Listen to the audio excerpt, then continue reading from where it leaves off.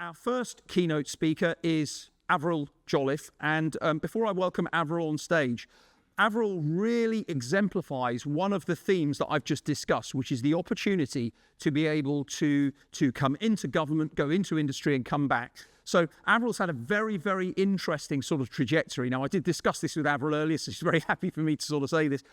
Having left university with an academic background in engineering and nuclear engineering, she then went into the banking sector. Then, after a few years, came into MOD as a fast-track civil servant, progressed through until 2011 as a member of the senior civil service, went into industry, into a leadership position in Thales Alenia Space, and then came back into government in 2022 as Director General for Industry, Trade, Economic Security with the Ministry of Defence. So as somebody who is exemplifying one of the key things we are trying to facilitate, as well as the perspective she will share with us, can we give a warm welcome to our first keynote speaker, Avril Jolliffe. Thank you very much, colleagues.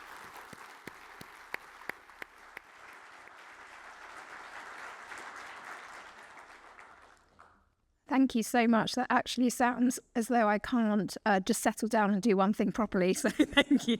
And thank you for today. And also I apologise, I'm just getting over some lurgy. So if my voice starts to run out, please forgive me. Thank you very much for that very warm welcome. And I'm really thrilled to be here today and also to see so many friends and ex-colleagues and colleagues in this room. So I understand that yesterday was really quite a successful day and fascinating for everybody here. And I just wanted to reflect on the fact that the MOD has actually been a space player since at least the 1960s when we first launched our first iteration of Skynet. And it was really very much a golden age of space exploration and innovation. But that's a legacy that actually we in the Ministry of Defence did seem to forget, unfortunately. And as day one of this year's conference made clear, and day two, I hope, will affirm, space is now well and truly back in the mainstream in the department and more widely.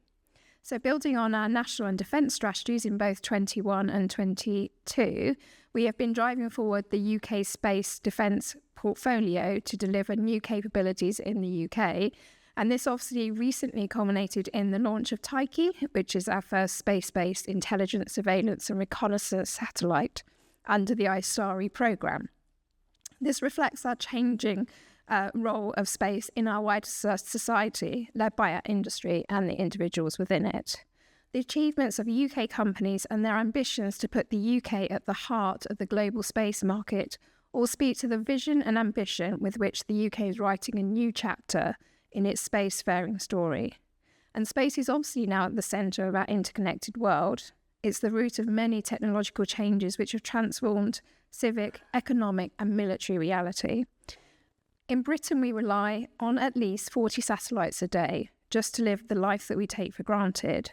And our critical national infrastructure is underpinned to the point of 20% of UK GDP. And this represents a number of dangers as well as a number of opportunities. We've calculated that about a 5-day interruption to GNSS services will cost the UK about £1 billion, not dollars. I mean, obviously more than that. In the military domain, space has long since come of age. It now provides vital enablers for our most essential and specialist effects and stands as an independent domain to be protected and defended to guarantee both our national security but also our prosperity. The opportunities for space and the potential it offers has led to dependency, but that also leads to risk, and that risk must be met head-on. The consequences of inaction are clear, the necessity of action is obvious. The threats facing us in space are unique as the physical, geographical, political and legal challenges inherent in the domain itself. And it's quite clear that few nations can alone grapple with the scope of this challenge, as well as reap the rewards that space presents. International engagement is a clear pathway to unlocking space's true potential and mitigating some of its greatest risks. Through maximising funding, driving innovation, sharing burdens, we must achieve and focus on these challenges collectively. We have to work with our closest allies in space and through multinational institutions like NATO, which underpin our global security. But for all of our recent progress, international space cooperation faces increasing challenges. We have an increasingly multipolar and contested domain. We have issues of space debris and the need to develop commonly held responsible norms and behaviours. There is increased competition for access, and the challenge of new technology is pushing forward regulations and legislations at a pace that we are struggling to keep up with. As with any new frontier, there is a need to tame our more excitable instincts and produce a framework of legislation, norms and regulations that will ensure space remains a stable, sustainable, rules-based environment. The UK is leading efforts in the UN and elsewhere to develop these rules and norms. And now that spacefaring nations have reached orbit, we must agree how we stay there for generations to come. Otherwise, rather than exploiting what is a thriving space domain to expand trade, foster development, respond to crises and tackle climate change, we could endanger the use of space for all purposes, including the many services that we all rely on for everyday life. Deterrence is required to counterbalance more nefarious space ambitions, and in the name of our collective security and global stability, allies must come together to mature our approach to space.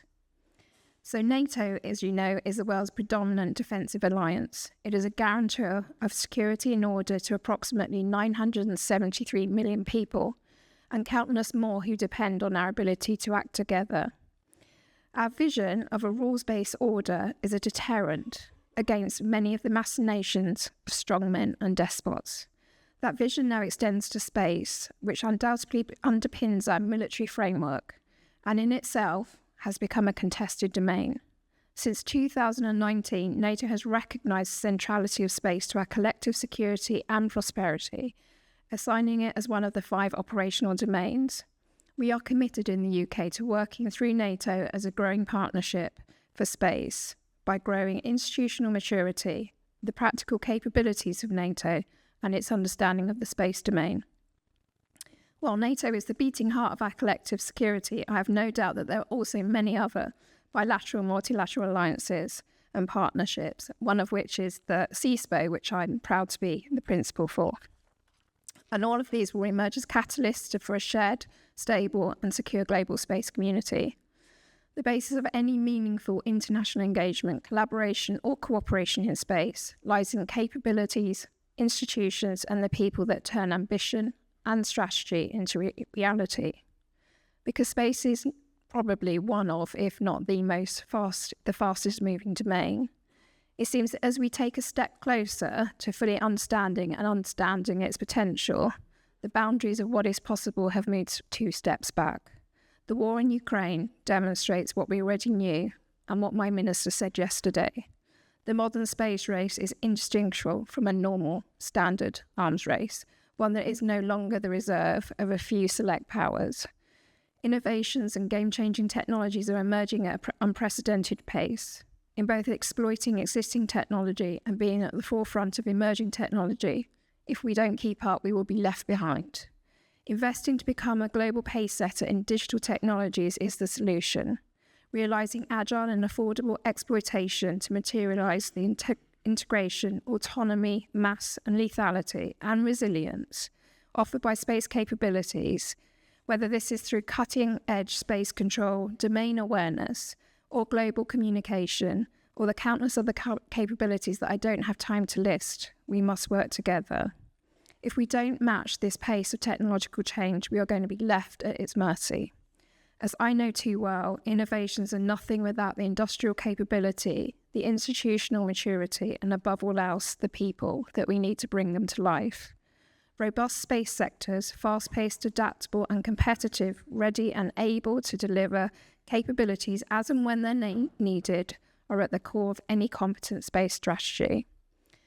So defence is an indispensable part of an emerging and encouraging a burgeoning space sector. It's a matter of fact that investment in government space capabilities is at the heart of the sector. It's a market that nonetheless offers boundless potential beyond military use, such as the skill and productivity of its workforce. The value of the global space economy, set to grow by about 11% annually until at least 2030, offers us also the dual-use potential and shows that so much of the product in space sectors are not just only militarily vital, they're also vital engines of growth. The space future we need is one in which we're not simply at the cutting edge of military technology, but one in which the possibilities of space are brought to bear here on Earth for the whole of society, where space is a tool for our defence, our national security, our foreign policy and our economic policy. You'll all be aware of this recently announced Strategic Defence Review. This is a landmark opportunity to forge an approach to space as refined and agile as the domain is far-reaching and evolving.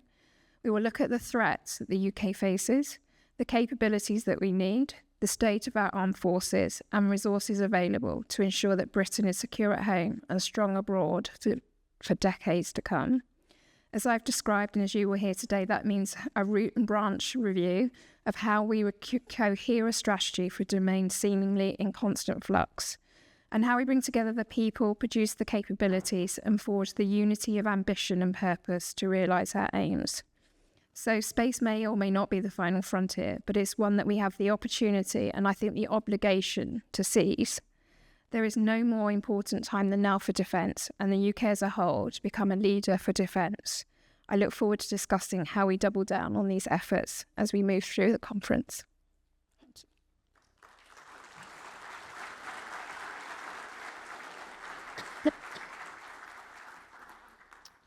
Thank you very much, Avril.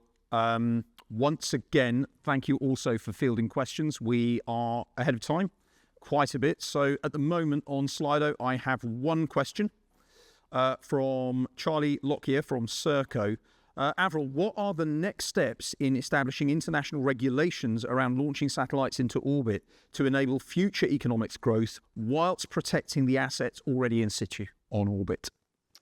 I think that's a really good question because actually government doesn't own all of the levers now. And as we're seeing with the growth of civil satellites, we're kind of in a competition for space. And I mean space as in the ability to place orbits in a satellite as alongside many of our other competitors. So we very much see now the competitors are not just in the state sector, but obviously in the commercial sector.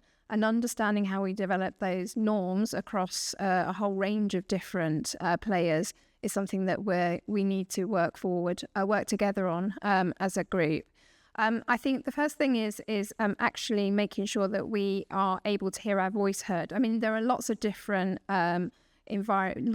groupings where we can bring some of that rigor. So everything from the UN to other military alliances.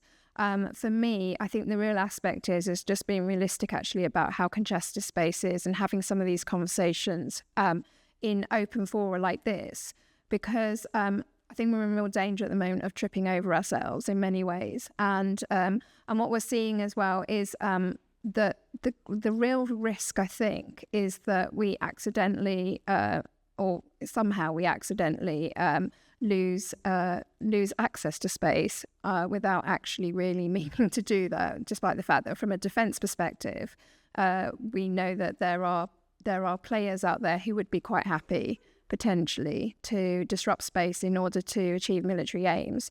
So it's a mixture from a defence perspective of ensuring that those norms are recognised, that we stand together with allies, that we have the voice of deterrence, but what makes sure that that space is available for commercial players as well to be able to access and use. Thanks very much. Now, talking about that sort of changing landscape, and you mentioned the Strategic Defence Review, so I've got a question that's sort of related to this. It's an anonymous one, but it's a good one. So you mentioned root and branch review in a domain in constant flux. Would you expand on what this looks like and what it might feel like within defence, and also what it might mean for industry? Now, I recognise it's going to be STR sort of driven, but it'd be good to get your perspectives at this stage. So, I can speak from inside the Ministry of Defence. We've got it's not just space; it's everything. So everything is the current Secretary of State and the new government have been really clear that they want to completely unpick and review everything that has been done over the past kind of decade or so. And that's quite reasonable for a new government to want to do that. Secretary of State has been really clear that he is not minded to throw out the baby with the bathwater. So if there are things that are working well, he's quite happy to leave them. A very pragmatic approach to, not invented here. But I think this is a real opportunity with a new government to actually change the dynamics around things that I think have become quite, I guess, just set in stone in many ways in terms of policy, because that's where we were with the previous government. So there are a whole load of pieces of work going on at the moment. Those of you in industry and elsewhere will be aware that you have also been able to submit. I understand there is like 1,000 submissions that are kind of like expected. We've also asked allies to comment on the future of the UK Armed Forces and how we deliver defence. And certainly from my perspective, we feel that people are taking advantage of that. So in that, we have one voice. We have the ability to put forward what we feel is a narrative which really underscores the importance of space, the importance of making sure that we are properly resourced to deliver what we need to deliver in space, that recognises, particularly from this government's perspective and with their very strong growth mission, and the overall aim of ensuring economic growth in the United Kingdom, that this government understands the role of military space in terms of economic prosperity, and that's very much where we would like to bring in the relationship that we have with our industrial partners, so that can be recognised and captured. There's a number of other transversal issues that we're looking at, for example, skills, obviously not just space skills, but the totality of skills required in the armed forces, but also across engineering functions, STEM functions. Some of you may have seen the Secretary of State's announcement at the Labour Party conference, where he talked about having a different sort of set of requirements for Cyberforce, for example.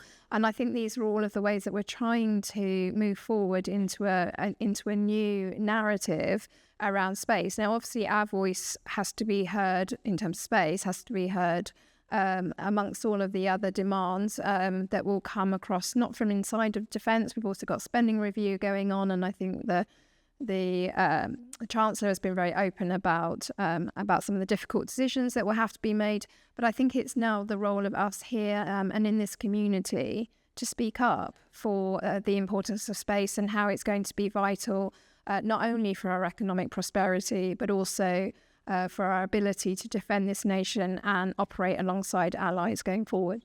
Thanks very much, Avril. And this then weaves into the next question, which was a topic that came up again and again yesterday. I'm going to just expand it slightly as well. It's written here. It's anonymous, but we heard yesterday the role of a national champion for space seems to have faded despite the drive from previous prime ministers and a National Space Council. Do you envisage this role returning? I'm just going to expand that to possibly a National Space Advisory Board at the very highest level, which could be Civ and Defence. So putting those together, we saw the momentum previously. The impression is, and I'm not sure that this seems to have faded. So your thoughts and observations, please. So I'm speaking personally here. We've had this government in power for about 9 weeks, and they came to power. They had, particularly in defence, they walked straight. I mean, Secretary of State, the sort of like first day effectively as Secretary of State for Defence, he went to Ukraine. Following week, we had obviously NATO and Washington 75. So he went to Washington with the Prime Minister. And then we had parliamentary recess because everybody was broken because they've been campaigning for 6 weeks. And they've just kind of come back. And obviously, if you're Secretary of State for Defence, the world's quite busy at the moment. So what I would say is I think all of these things need to be captured. I think that the idea that things are falling by the wayside is probably more of a reflection of a new government that have come to power with a whole list of things that they want to get done in the first 100 days. Our job is to make sure that they don't forget that some of these things are actually really important. And support them in that as they move forward, delivering some of these kind of like critical 100-day outcomes. I think what's really exciting for me is if you actually read the Labour Party manifesto, they're very clear that they want to have proper industrial strategies, and that's a very different thing from where we have been, I'd say, in the past kind of like decade. They want to properly resource and drive for economic growth and to make sure that that's managed at a kind of senior level within government so they can bring the growth that they need. And if the argument is having that sort of council and that sort of individual and that sort of role would really realign the space community in a way that meets all of those goals, I think that that's a very positive message to send into this new government. Thank you, Avril. Now, related to your DG industry role, as well as the other part, a question which is anonymous, but was coming up again and again yesterday as well. Given the difficult market conditions for space in Europe, how is the UK seeking to ensure we remain relevant and retain and support UK industry? And my own feeling is people were looking strategically, not just tactically, at this issue.